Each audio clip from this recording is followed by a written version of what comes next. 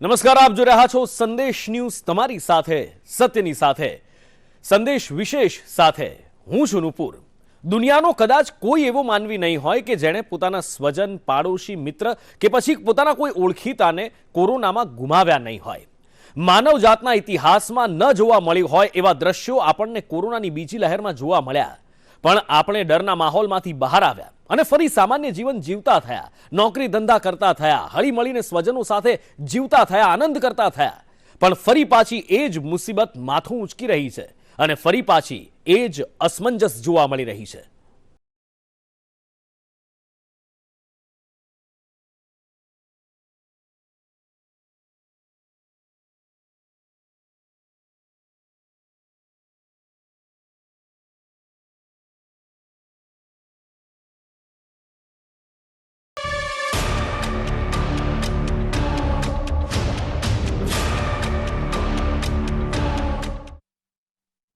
ગણતરીના દિવસોમાં 188 દેશોમાં એન્ટ્રી લેનાર કોરોનાના નવા વેરિયન્ટે ફરી દુનિયાને બાનમાં લીધી છે। ફરી સંક્રમણની ગતિ વધારી મોતનું તાંડવ રચવા લાગ્યો છે। કોરોનાનો ઓમિક્રોન વેરિયન્ટ હવે વિકરાળ બની રહ્યો છે અને કોરોનાના આ રૂપથી બચવા માટે કોઈ લોકડાઉન લગાવી રહ્યું છે તો કોઈ કડક પ્રતિબંધો અમલી કરી રહ્યું છે, પરંતુ કોરોનાનું આ રૂપ પોતાના નામથી લઈ ઘાતકતાને લઈ અસમંજસ પેદા કરી રહ્યું છે।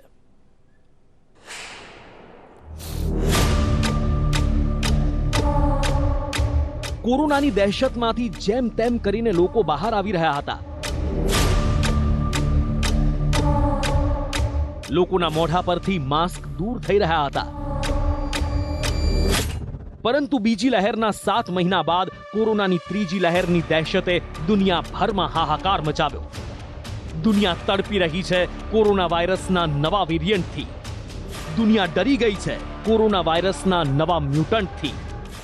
દેશ અને દુનિયાએ કોરોનાની બીજી લહેરનો જે મંઝર જોયો તેના વિશે વિચારતા જ અરેરાટી થઈ જાય છે। કાળજું કાંપવા લાગે છે। ઓક્સિજનના અભાવે તડપતા લોકો, હોસ્પિટલના દરવાજે દમ તોડતા લોકો અને લોકડાઉનનો સન્નાટો। બીજી લહેરના આંસુ હજી સુધી સુકાયા નથી અને ત્યાં ફરી કોરોના દુનિયાને ડરાવવા લાગ્યો છે। સાઉથ આફ્રિકામાં મળેલા કોરોનાના નવા વેરિયન્ટ ઓમિક્રોનના ડરે દુનિયાને વધુ એક વખત 4 દિવાલો વચ્ચે કેદ રહેવા મજબૂર કરી છે। વિશ્વભરમાં કોરોના વાયરસના નવા વેરિયન્ટને લઈને ચિંતા વ્યક્ત કરવામાં આવી રહી છે, જેને અત્યાર સુધીનો સૌથી ખતરનાક વેરિયન્ટ ગણાવવામાં આવી રહ્યો છે। આ વાયરસ એટલા રૂપ બદલી રહ્યો છે કે વૈજ્ઞાનિકો તેને ડરામણો કહી રહ્યા છે, તો કેટલાક તેને અત્યાર સુધીનો સૌથી ઘાતક વેરિયન્ટ ગણાવી રહ્યા છે। કોરોનાનો આ નવો વેરિયન્ટ સામે આવતા જ સવાલો પેદા થઈ રહ્યા છે કે આ વેરિયન્ટ કેટલો સંક્રામક છે, વેક્સિન લીધા પછી પણ કેટલી ગતિથી પ્રસરી શકે છે અને આ વેરિયન્ટથી બચવા માટે શું કરવું જોઈએ। આ સવાલોનો જવાબ મેળવતા પહેલા કોરોનાના નવા વેરિયન્ટની તીવ્રતા, ઘાતકતા અને સંક્રામકતા જાણવી જરૂરી છે।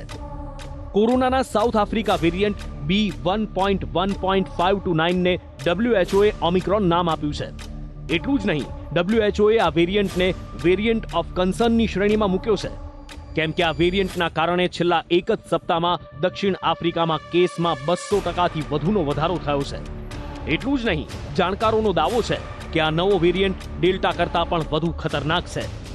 વેરિયન્ટના જોખમને ધ્યાનમાં રાખીને ઘણા દેશોએ દક્ષિણ આફ્રિકાથી આવતા પ્રવાસીઓ પર પ્રતિબંધ મૂક્યો છે।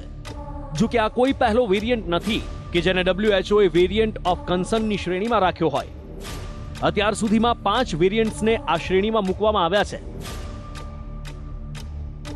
સૌથી પહેલા મે 2020માં દક્ષિણ આફ્રિકાના B1.351 ને બીટા તરીકે ઓળખવામાં આવ્યો હતો। ત્યારબાદ સપ્ટેમ્બર 2020માં બ્રિટનના B1.1.7 વેરિયન્ટને આલ્ફા, નવેમ્બર 2020માં બ્રાઝિલના P1 વેરિયન્ટને ગામા, ઓક્ટોબર 2020માં ભારતના B1.617.2 વેરિયન્ટને ડેલ્ટા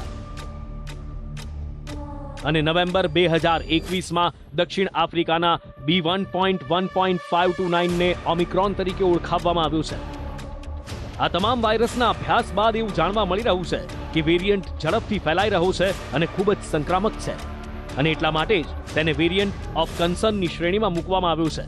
ત્યારે આ તમામ વેરિયન્ટ્સ પૈકી ઓમિક્રોન વેરિયન્ટને અત્યાર સુધીનો સૌથી ઘાતક ગણાવવામાં આવી રહ્યો છે, કેમ કે અત્યાર સુધીનો સૌથી ખતરનાક વેરિયન્ટ ડેલ્ટા 100 દિવસમાં જેટલો ફેલાયો હતો એટલો જ ઓમિક્રોન માત્ર 15 દિવસમાં જ ફેલાઈ ચૂક્યો છે.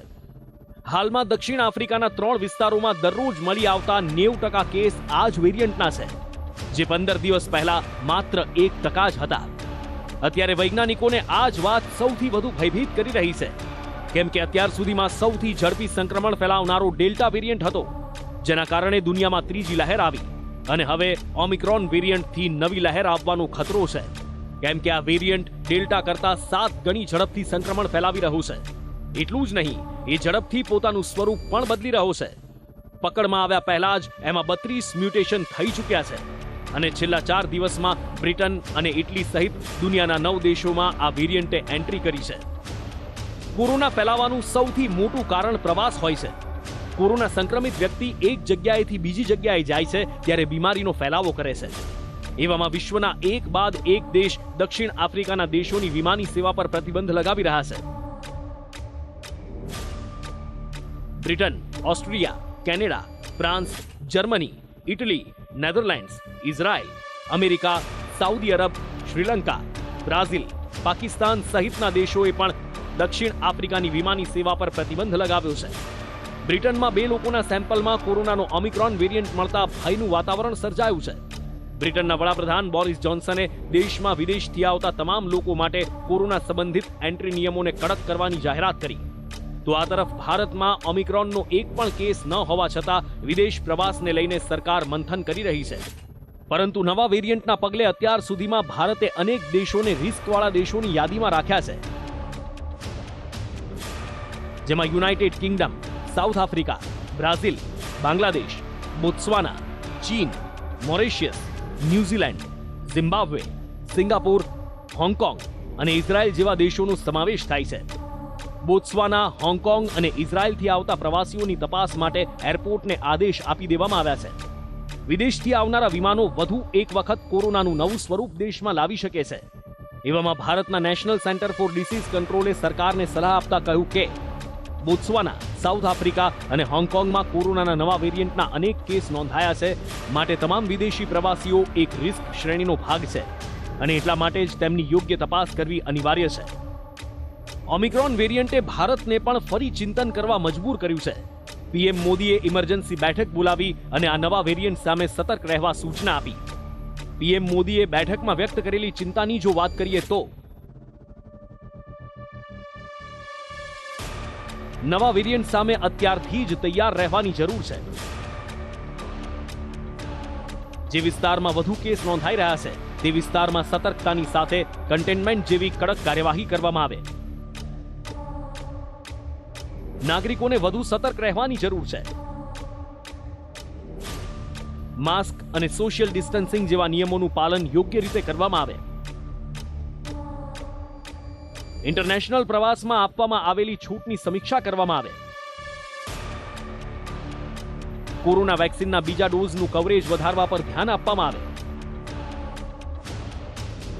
રાજ્ય સરકાર એ વાતનું ધ્યાન રાખે કે જેને પહેલો ડોઝ આપવામાં આવ્યો છે તેને બીજો ડોઝ સમયસર લગાવવામાં આવે.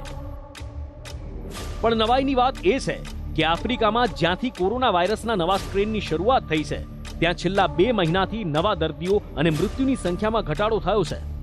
આફ્રિકન મેડિકલ એસોસિએશનનો દાવો છે કે ઓમિક્રોન વેરિયન્ટ આફ્રિકામાં 2 મહિનાથી છે અને ત્યારથી જ તે 50થી વધુ વખત પોતાનું સ્વરૂપ બદલી ચૂક્યો છે. પણ તેમ છતાં કોરોનાના નવા દર્દીઓની સંખ્યા અને મૃત્યુઆંક ઘટી રહ્યો છે, જ્યારે યુરોપમાં કોરોનાનો વધતો ગ્રાફ નવી જ ચિંતા પેદા કરી રહ્યો છે. આંકડા પર નજર કરીએ તો વિશ્વની 17% વસ્તી ધરાવતા આફ્રિકાના 54 દેશોમાં દૈનિક 4200 જેટલા કેસ નોંધાઈ રહ્યા છે, જેની સરખામણીએ વિશ્વની 10% વસ્તી ધરાવતા યુરોપના 45 દેશોમાં દૈનિક 3,63,000 કોરોનાના કેસ નોંધાઈ રહ્યા છે.